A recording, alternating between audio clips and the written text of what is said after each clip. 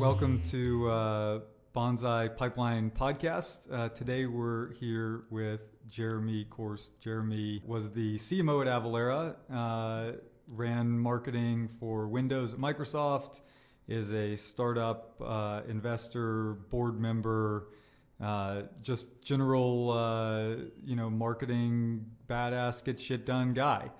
Thank you. Thanks for being here with us today. I get bored easy, so yeah, lots going on. Yeah.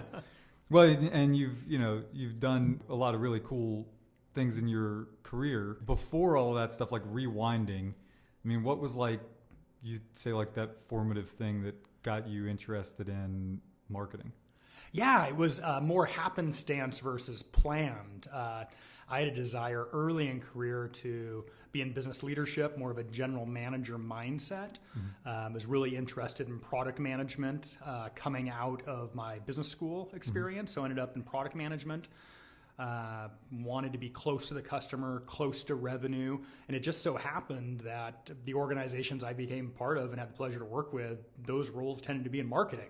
Right. And so I went from, funny enough, actually trying to steer away from marketing classes during my business school experience to eventually becoming a CMO and really finding the place that I love within a dynamic technology organization. How do you think that marketing, has changed over the past, 10, 15 years? Let's look at technology, because I think that some of what technology is evolving into are things that were more common in CPG world for a while. And that's the strategic importance of brand and for marketing. I think that the quick generic history of West Coast technology companies is you've had these very strong technical founders in many cases who come up with a great product solution, sometimes niche, really fits a customer, existing customer need, and is successful. Eventually, those companies grew to the point where they're going to use venture funding or other type of input from the outside, and said hey, maybe you guys should get some of those marketers over here to help. But anyways, I think it was more. So it was like an afterthought. It was an afterthought. I mean, for those of us who've been in technology, the number of times you've heard just the feeling that often marketing and sales is often thought of as almost a necessary evil. It's hey, what if our products could just sell themselves? And that is a valiant, great goal. A lot of people have broken their spear on that shield. But in many cases, and we should continue to evolve, and I think marketing plays a huge role in helping that to happen, like the Atlassian model, which I'm familiar with and stuff. But I think generally these companies looked at the go-to-market function as almost a necessary evil in many cases. You fast forward to today when the cost and barriers to entry and technology have come down so significantly. The number of great ideas out there that are competing for mind share, both in the B2C world and the B2B world, it takes a lot of effort to be able to differentiate, to be able to find that place in your customers' hearts and minds, to be able to convince them to choose and continue to choose your product or service. And so marketing plays a hugely strategic role in that. And analytically, looking at it, the need for focus and segmentation and strategy and really getting crisp on differentiation are all key pieces that have been pieces of marketing, the function for decades, but just increasingly important in today's world, and the tools that are available to us in analytics and research and outside-in approach, I think, are being applied across the entire marketing lifecycle, all the way from, as talking about around product innovation and bringing the customers, bringing outside-in view into product innovation at the very get-go, all the way to targeted, segmented go-to-market strategy for demand gen and other. What do you see then as being in the next, I know 10 years is very hard to say, but even in the next 5 years, what do you see as being the major, trends that marketing teams should be thinking about today? Yeah, some of them. In fact, I recently joined with the chairperson of the marketing department at Wharton, one of my, cool. Somebody I've gotten to know after school more, in a marketing strategy and analytics firm. Yeah. So I'm really excited about this area. But the trends that we see, and what got me excited to join GBH Insights as the company, is that we see a proliferation of data. I mean, there's more data than anyone can possibly leverage, even at scale with artificial intelligence and machine learning, although those are starting to come. But what is still lacking in many cases is good data. Right. I mean, really looking for separating the wheat from the chaff and being able to use the right type of analytics to effectively leverage the data to drive real business insight that leads to strategy, which leads to results. Not just numbers on a chart, but actually Exactly. insights that you can turn into, actions. That's right. And it comes down to, part of that is it's the art and science combined. And that's where marketing and marketers, I think, is exciting. Where we're at today, and we continue to be the forefront, is how do we be able to capture, analyze, understand, drive insights from data, whether it's internal data around usage and behavior, whether it's external data from survey mechanisms or observation, and drive those insights that we can then drive back into the organization overall to tell a story and narrative about our target customer and drive empathy for the target, understand the competitive and dynamic environment, and of course take all of that to market through hyper targeted and personalized messages, content, and promotion is where we're going. I think another trend that's related to that is around marketing technology. You guys have probably talked about it in the podcast before, but huge proliferation in point solution marketing tech stack. Well, and you've seen probably the marketing tech universe, chart that gets published every year. And the first year was maybe 500 companies, and this past year was like 8,000 or something. It's an insane number. My aging eyes are having trouble finding the logos of companies I even know exist. So I think that there will be a trend in consolidation there.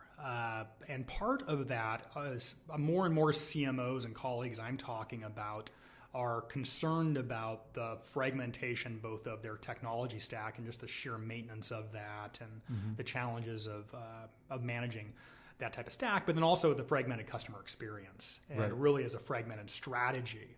And so I think we'll be using data analytics and art to better define what is the brand and go-to-market strategy for those organizations, and then fit a more refined, consolidated tech stack to that. Right. Versus right now, I think we all have friends, and I've been part of organizations where every vendor comes in with, hey, I can get you 50 more leads a month, but it's very transactional, very point. And I think there is an opportunity in the next 5 to 10 years to take a more strategic view of that customer journey, how it relates to the brand overall, and sell a more platform-like solution to the marketing organization. So when you're thinking about in a large organization, or even in a growing organization, not necessarily like a huge global team like Microsoft, but even in a smaller company, I mean, what process do you go through to set that strategy and to keep everybody aligned, and to keep the people resources, the money resources, the time resources all aligned, on that strategy? I come, just based on background and education, I come from a strategy perspective, and for marketing and marketers, that strategy is based on brand. It's like, what is your singular, unique position and meaning in the market? Yeah. What is that aspirational place? Because chances are you're not there yet. Chances are it's a ways away, but what is that aspiration? What do you want to mean to whom against other alternatives? And that is such, to me, a powerful way of driving an organization. And it takes a lot of work and thinking to get that right. So I like, when I look at an organization, whether it's medium size or large, is have we done the work to really have that refined point of view? I mean, the number of times I've had conversations either with my teams or with some of the companies I advise or on the board of, asking, who is your target customer? And I hear something along the lines of everyone. Right. When I hear that, I know we've got a problem. Right. And it's all too common of an answer. What do we stand for? And it's so to me, it's all based on that. And once you get that refined, unique point of view, have empathy and understanding for the customer you want to overserve compared to anybody else, that drives all kinds of decisions. Right. All the way from product strategy and roadmap to the way you care and support a customer, most definitely how you communicate your position and proposition through which channels. But to me, once you've got that piece, that brand strategy and position, the rest becomes simpler, not easy, but simpler to go out then and define and execute. There's a great quote that, I don't know if there's a secret to success, but the secret to failure is trying to please everyone. That is exactly right. That is so right. We were talking before the podcast here about some of the success that Microsoft has had recently, even with Windows, one of the old brands I got to steward. And I remember when I entered my role of leading Windows marketing at the time, one of the documents that I was going over and consuming, trying to quickly come up to speed, was this research report. And this was right after the launch of Windows 8, when we were gearing up to turn Windows around and launch what is now Windows 10. But this report said, to the extent, I'm quoting some of the words, but I'm summarizing, is like, Windows is like a longtime spouse.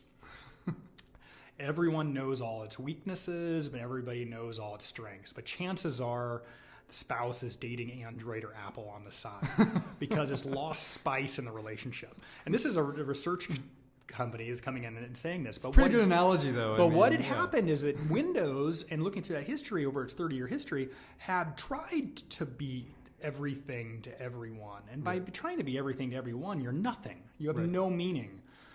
We could talk about the way our brain makes decisions, the neurology behind it, psychology and marketing, all these things combined. But basically, if you don't have a specific meaning, it's really difficult for we consumers to make choice. Right. And so that was a whole nother story about how we changed that to make sure that we had meaning in brand Windows, built a product that delivered upon that meaning, and is finally having some good success in the marketplace. And they've been able to move up into a premium category as a result of that. That's right. And one of the insights we had early on, and I had a great team, it was one of the biggest pleasures of my life working on that Windows 10 project. So I had some super smart marketers and strategists. But an insight that we had is both over the history of Windows and the opportunity we saw with the target customers that we were looking at the time, is that Windows had meaning around doing. Right. Like, hey, when you wanted to use a device and an experience where you had to do something, whether it was build a company or write that first term paper or whatnot, that lean in experience, Windows often won from that experience. Right. What it lost on was some of the more casual experiences. I would use my smartphone or my tablet to play casual games or whatnot. Right. Listening to music, exactly. Yeah, and maybe this is why Mac early on really resonated with a lot of artists, creatives, things like that. It owned that. That's right. Before anything else. That's right. And instead, I think there was a period of the Windows brand and product that we tried to, like we were talking about, we don't want to lose that. We want to be that too. And instead, I think brand and marketing and product strategy is about making choices and prioritizations. Right. I know you've got a strong background in product management, so that is probably core to your experience as well. And we said, hey, we want to have a great music experience. Don't get me wrong. We want to have great casual gaming on the platform too, but that's not going to be our priority. Our priority is make sure that more productive, more lean in doing and creating experiences. We want to have the best platform and devices out there to do that. Yeah. I mean, sure, success at least in product management is about being willing to kill the things you love. That's right. Being able to say no. If you're not saying no a lot, you probably don't have a targeted enough strategy. So when you're thinking about that global, brand building, I mean, like you were saying, figuring out how to pick, values to resonate with, something like that. I mean, how do you think about that? I mean, how would you go about that process if you were the CMO of a startup that was, trying to figure out who they resonate with or who they want to own? Yeah, well, I mean, I think it is different, of course, from a large global brand that's in 190 countries like brand Windows to a large company like T-Mobile in the United States, which I also worked for many years, did business there, to an Avalara, to a smaller startup. So there's a question of scale. So maybe you can talk about even the difference between.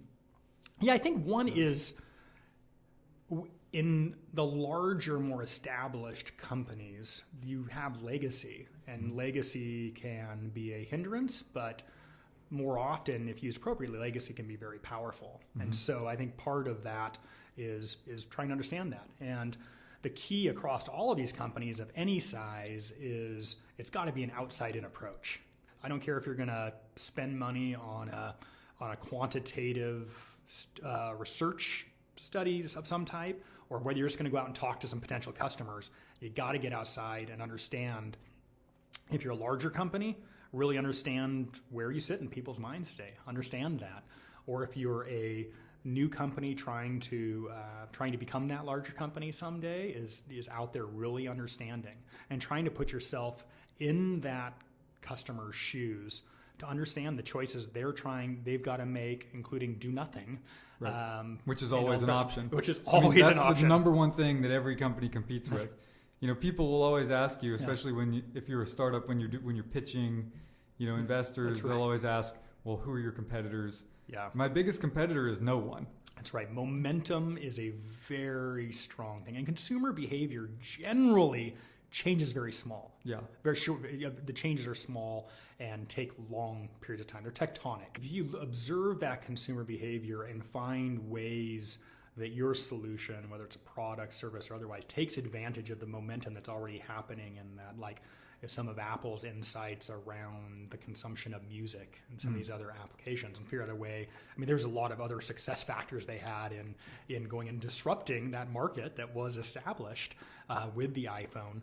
But in part, it came down is really having strong insights around existing consumer behavior and trying to take advantage of that and make it simpler for customers to do some of the things they were already doing and some of the things they aspired to do. And so once somebody's found that, they've identified that thing to focus on, I mean, what are the tactical steps you would take to actually, roll it out? Well, to me, it's one of the factors. And I talk to a lot of the portfolio that I work with is just hyper focus. One of the biggest challenges that when I went from larger tech behemoth to very small technology companies was just there's just so many opportunities, whether it's different customers asking you for specific things, whether it's different channels or partnerships or feature functionality. We were talking earlier, you've got to iterate, you've got to learn, you've got to be able to be dynamic, but leadership has got to have a long-term view on where the brand and company is going so we can at least keep it in guardrails and make sure that we are making progress with the limited resources we have, whether that's 3 people in a small room like this, or whether it grows to a 50-person company or a 1,000-person company, right? Because it's so costly internally and externally to make a lot of mistakes. Yeah. I mean, the mistakes are going to happen. If you're Sure. not making mistakes, you're not driving fast enough and hard enough. But trying to be intentional, prioritized, and focused on that long-term brand aspiration is what's key. And it's a lot better to make a mistake in the right direction. That's exactly right. That's exactly. Than to execute the wrong direction perfectly. That's right. That is exactly right. And even if we look internally to that insight, is that we are all super smart, intention-driven people. I mean, there's a whole spectrum. Well, speak for yourself, but we are all, we do it like in the technology world, but outside the technology world, I mean, the level of education and experience that we're dealing with our peer set. There's a spectrum, of course, sure, but because of those types of folks that are in marketing, in product management, and they're leading companies, it's like there's also a need to understand the why we're doing it. And so in companies, I've seen companies zigzag on strategy or make non-strategic decisions that turn out to be failures, and that was costly, but moreover, it causes confusion within the organization. Right. I mean, one of the things that would keep me up at late at night at any organization I've been a part of is whether I thought my team truly understood the direction we're going. And you can ask some folks that work with me, that's when I get most troubled, when I can sense, because I see action or I'm getting questions that make it clear to me that I have not done a good job, my leadership team and I have not done a good job of making those prioritizations, driving that understanding and that communication so that people can do their daily jobs and do it right. Without having to play 21 questions every time they want to do anything. Exactly. It's like I want every person, and this is definitely the case in a global organization, you want to think that every one of those employees are using all of the, every ounce of the time they're putting to their work effort to be making smart decisions on their own to be able to go out and go drive the brand aspiration. Right. And every time they have to go ask for permission or they're asking a strategy question because leadership hasn't made it clear, it's not their problem. That's because we as leadership have not made it clear. It's just friction in the system and it's wasted. So we talk a lot about avoiding that fire drill mentality. Yes. Yes. I mean, it sounds like that's exactly what you're saying. Yes. How do you do that, especially as you're in a growing organization, where people are, do have so much on their plate, are pulled in so many directions? Yeah. How do you maintain that clarity of communication? Yeah, a couple things that I think about along that regard is, one is the fire drills are going to happen. Mm-hmm. And so it's as if you have to plan for fire drills. Mm-hmm. It's like, I'm not sure what the drill is going to be, but I know based on the way I've looked at the business over the course of whatever periods, every business is different, that we're going to have to plan so much capacity of the organization to take advantage, to overcome these fire drills. Yeah. But how am I making sure as a leader in a leadership team to make sure that I'm increasingly spending the organization's time on more planful, strategic drive of our brand aspiration? Right. And that's got to get better over time. And so there's periods of time where I think the leadership team's got to reflect on, hey, how well did we do this month? Right. How well did we do this quarter? How well did we do this year? Such that we're spending more and more of our time on this longer midterm to long-term road that we're going to, and we're not just getting caught up in fire drills. That's one. So like staying above the fray a little bit at the leadership level. That's right. Yeah. And one of the things I've also observed about myself and other leaders is, because we tend to be accomplishment driven, sometimes we get caught up in fire drills because it feels good to actually be solving something. Right. And often, those big questions of strategy and prioritization are tough. Right. They take a lot of time, a lot of focused time and energy. And so I've even caught myself doing this. It's like, well, man, it sure feels good if I go down and go fix some of those fire drills today because I've done something. Right. but I think the organization's got to turn its tack and got to be focused on that. And like I said, increasingly amount of time focused on that longer term aspiration. Not get sucked from the important to the urgent. That's right.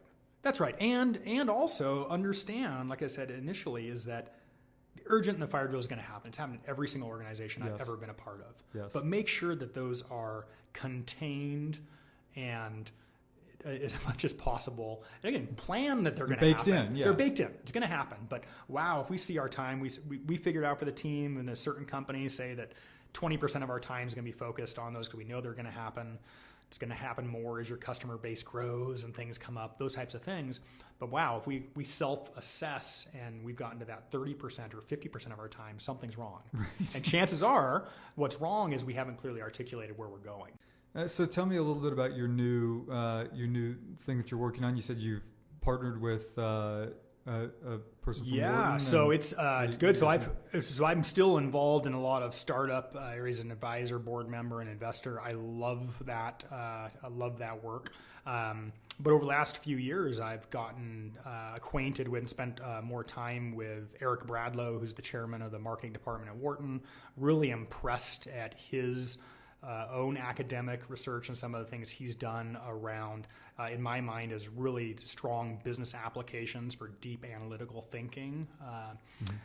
And then he had a partner with another classmate of mine several years ago to start this firm, which is a marketing strategy and analytical insights team, and they've been doing quite well. And so early in the year, I agreed to join as a strategic advisor for the company, and the more I learned about it and the work we're doing, I think the opportunity we had to do a lot of what we're talking about today is how do you work with global brands to help them leverage analytics, insight, and outside-in approach to best position their brand, build products, understand how to acquire and retain customers, but do it in a scientific way that is balanced with real experience and a practical approach, something that I and others of the firm can bring. Got me excited and ultimately joined formally here just a little while ago. So cool. So it's a fun time. We're already just even in the last few weeks, some of the challenges that we're being asked to work with some of these brands on are just fascinating. There's really, really tough challenges and really exciting challenges to drive growth, retain customers, and do it in pretty leading edge. And that's one of the cool things for me, is just from the nerd side of me, is just like, where this is not all just scripted out of a book. It is, each of these problems, because of the size and nature of what we're dealing with, are very unique and take a specific set of tools to go figure them out. Yeah. If people want to get more information about that, how can they find you guys? Yeah, look, so the name of the firm is GBH Insights, so gbhinsights.com. You can also follow me on social, or look me up on LinkedIn, and be able to find us through that too. Cool. Yeah. Thanks. We'll be sharing. In fact, yeah, definitely. We'll be sharing over the for the ongoing future, some of this thought leadership. One of the things the firm has not done has been so focused on just growing right now, is just got this trove of academic and practical thought leadership. Right. That when I look at it from a marketing practitioner's perspective, it's like, oh my goodness, I wish I would have seen that. Like a treasure chest Yes, of stuff. Yeah, treasure chest stuff. So we're a boutique firm, so we're only going to focus on a handful of customers over the coming years. But what we are going to do is try to get more of that thought leadership disseminated out, so that people can just use it and take advantage of it. And so, right. So looking forward to doing that. So check out Jeremy on LinkedIn. Yep. Twitter. At Korst J. Korst J. Korst J. That was all that was available when I signed up. And watch out for this cool stuff that you're going to be publishing. Yeah, sounds good. Cool. Thank you again so much for doing this. It's a pleasure. Really fun. It's been fun getting to know you over the last year or so, and watching this company and what you're doing. I'm excited to keep watching. Thanks. Well, we're excited to keep doing. Cool. Thanks.